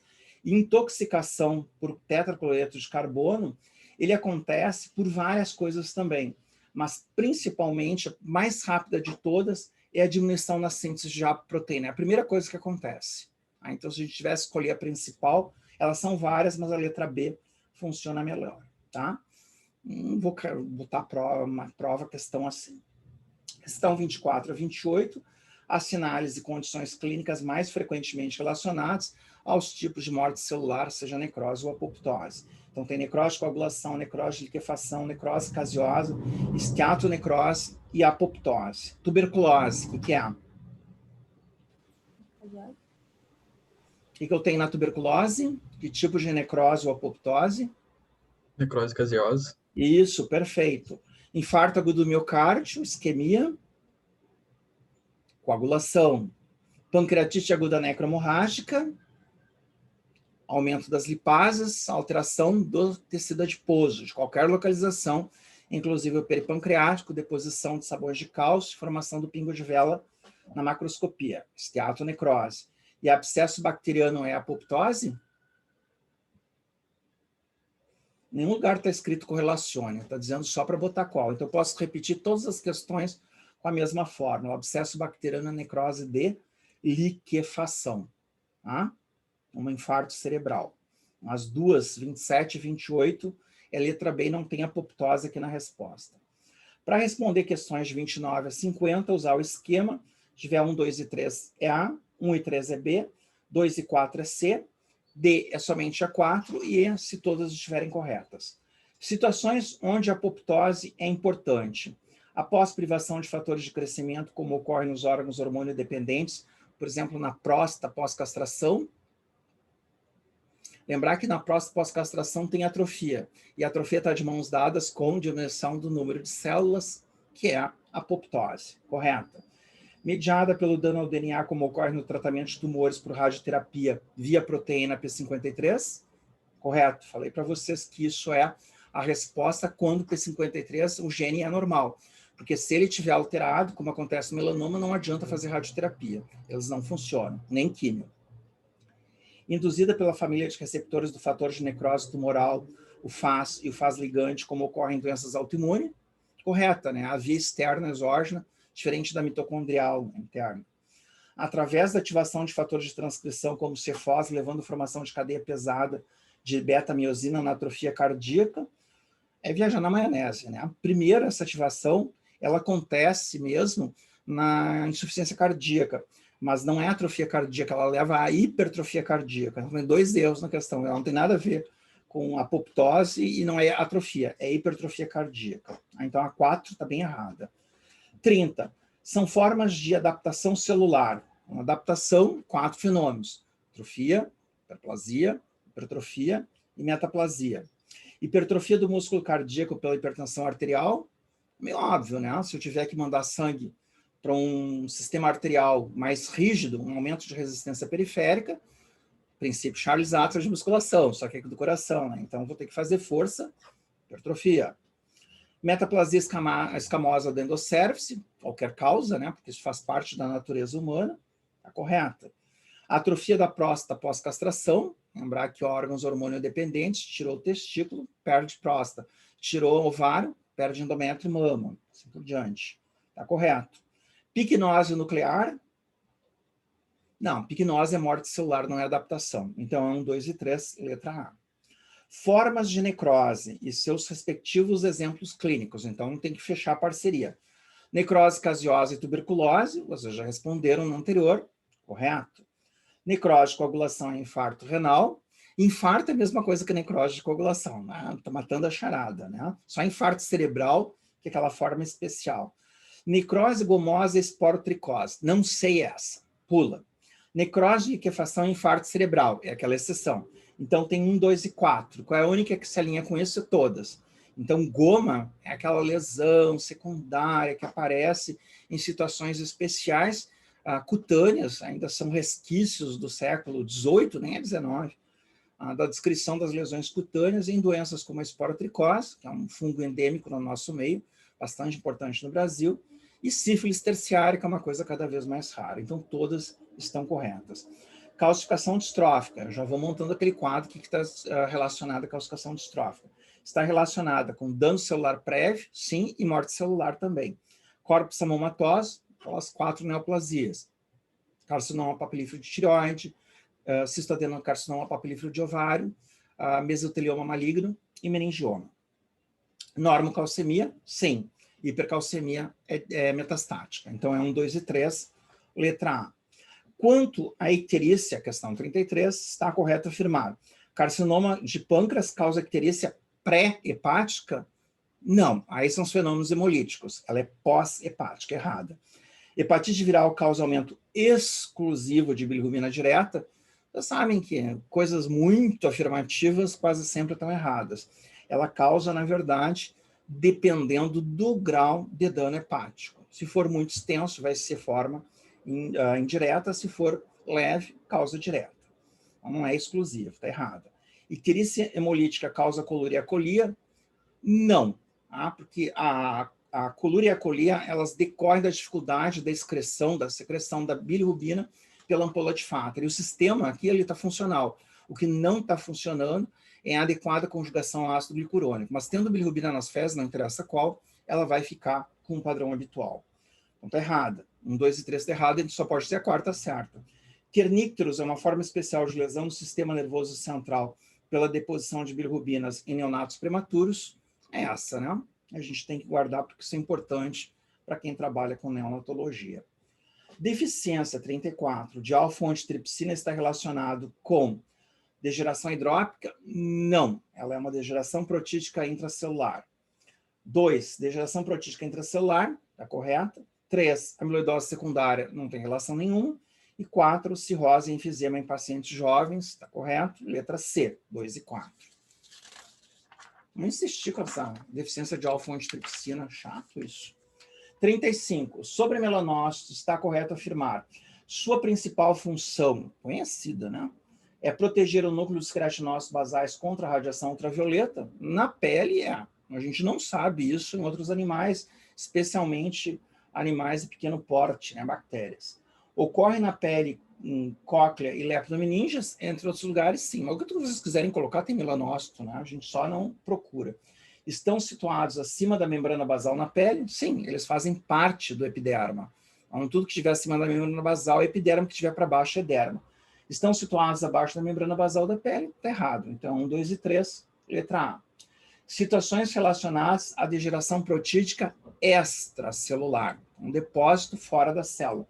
Queloide é um aumento de colágeno de forma irregular, ramos hiperosnofílicos irregulares, ramificados, associados a trauma, que tem uma preferência por pele negra, ou por pacientes pós-queimadura de 3º grau, está correto. Célula em anel de Sinnett é mixoide intracelular.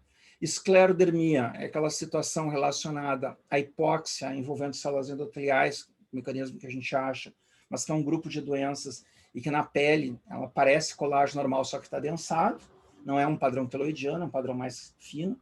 E corpúsculo de Russell, eu falei para você, esse corpúsculo é sempre intra, que no caso relacionado a plasmócitos com aumento de produção de imunoglobulinas.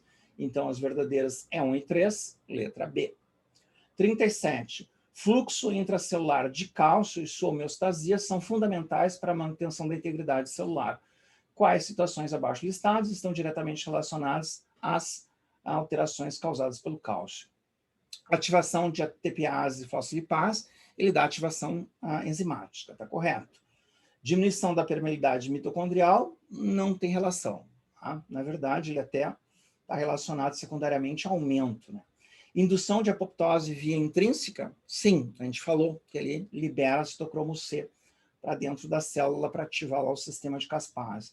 E antracose é carvão, não tem nada a ver com cálcio.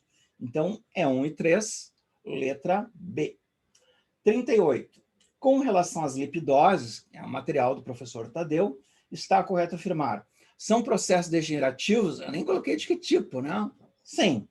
São consequentes, são defeito genético? Sim, são extremamente importantes. São denominadas também de doenças de acúmulo lisosomial. Tadeu até mostrou o modelo, né, das enzimas levando ao fracionamento das substâncias, e quando tem interrupção de uma dessas enzimas, fica todo aquele material de trás para diante acumulado, né? Isso acontece, chamar a atenção, numa das degenerações das glicogenoses, das degenerações glicídicas, que é a doença de Pompe. A doença de Pompe é uma exceção, né? Uma doença intralisossomial. E as doenças de Gaucher e Niemann-Pick são exemplos que a gente mais fala. Sim, não todas estão corretas, letra E. 39. Entre causas de esteatose encontram-se alcoolismo crônico, não precisa nem ser crônico, né? Passou o fim de semana 2 latinhas de cerveja, chegou perto de uma garrafa de uísque, já deu, né? Gestação é diabetes mellitus, alcoolismo, dá tudo, né? É um inferno. Eu fico pensando depois por que as mulheres não inventam uma maneira de gestar externamente, fazer uma bolsa gestacional externa para botar o feto ali dentro, como fazem os cangurus. Aí eu venderia bolsa de grife, assim como tem grife para bolsa de mulher, eu faria bolsa uterina de grife, assim, marca cartel, para vender. Obesidade mórbida, outra desgraceira, né? Obesidade, você sabe que até tem uma propaganda agora bem interessante falando, obesidade não é uma situação normal, não existe obesidade saudável.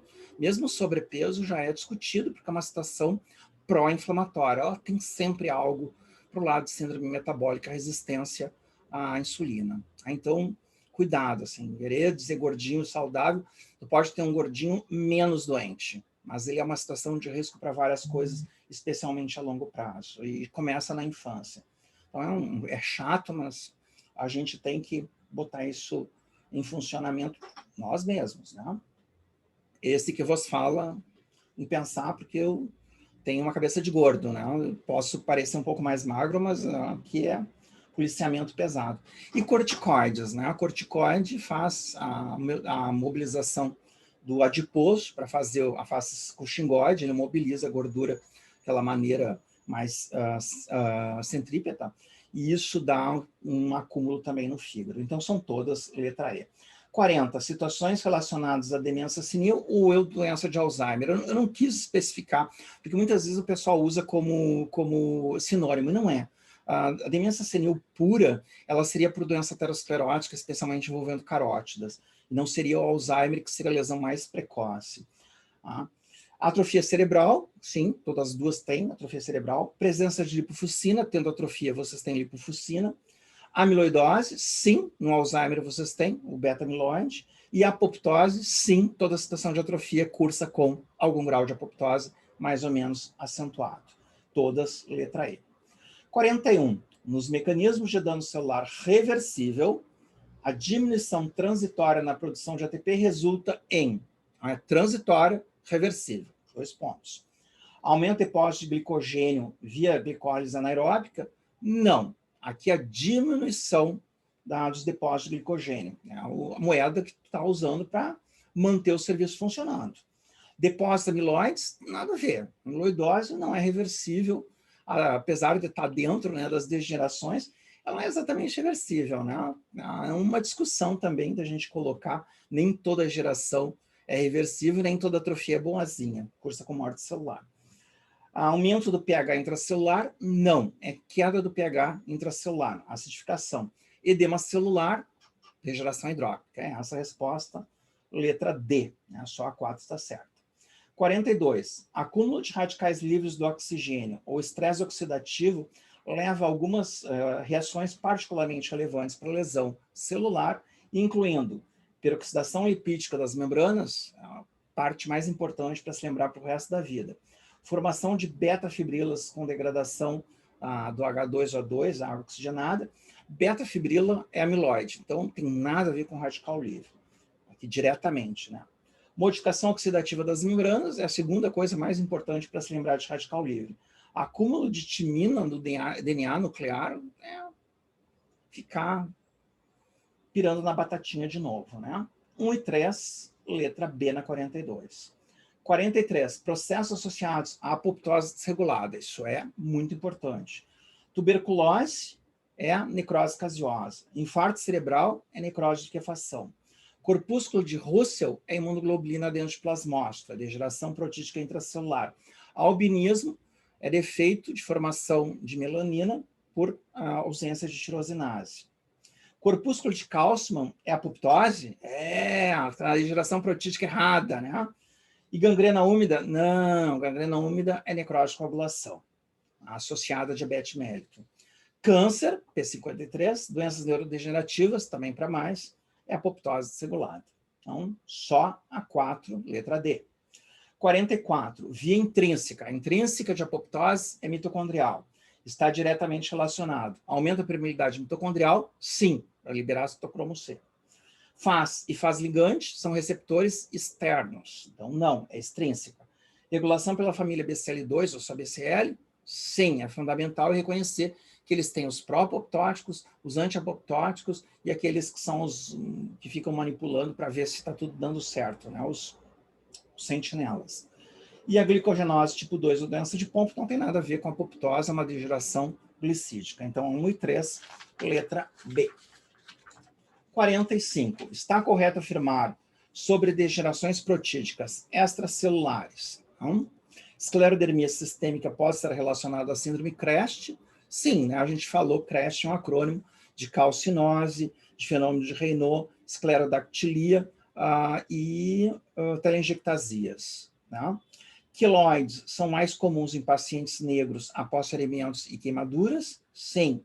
Média necrose cística da aorta, essa aqui é a mais complicada. É quase somente encontrada em pacientes com síndrome de Marfan, para não dizer que é exclusiva, né? Mas é basicamente Marfan. Tá certo, mas mesmo que eu tivesse na dúvida, eu tenho 1, 2 e 3. Então vamos ver se é 4. Corpúsculo de Mallory, cora-se de verde massa pelo vermelho Congo? Não. Só a substância amiloide vai corar pelo vermelho Congo. Não tem mais nada na natureza que cora para o vermelho Congo. Então, tem 1 e 2, logicamente a 3 tem que ser concordante para fechar a letra A. Não existe só 1 e 2. Mesmo sabendo parte, eu consigo fechar a questão. 46. Para a irreversibilidade de uma lesão celular, é ou são importantes? Perda dos fosfolipídios da membrana, é o segundo lugar ali encostado no primeiro. Tá? Razão, guarda essa. Redução do influxo de sódio, não, tem aumento de fluxo de sódio durante o dano celular reversível que se mantém. Disfunção mitocondrial em primeiro lugar. Então, é 1 e 3. Né? Não existe 3 sozinho também para dizer que é só a 3. Inibição estereotáxica das respostas de proteínas beta-preguiadas não dobradas. Não, batatinha, elas estão mal dobradas, não é não dobradas. Aí não tem nada a ver com inibição estereotáxica. Inventei isso, eu estava, acho, meio alto. Então a 46 é 1 e 3. A gente já tem letra B. Sobre epicnose. Epicnose, automaticamente morte celular na microscopia óptica. É potencialmente reversível só para Allan Kardec, né? Se ele fosse patologista. Não pode ser observada na microscopia óptica? Pode. É a maneira que a gente faz diagnóstico de morte celular. Significa disfunção hidroeletrolítica? Olha, significado aqui meio obscuro, porque ela não é. O núcleo não vai dizer alterações. Eu posso inferir a partir de alteração citoplasmática.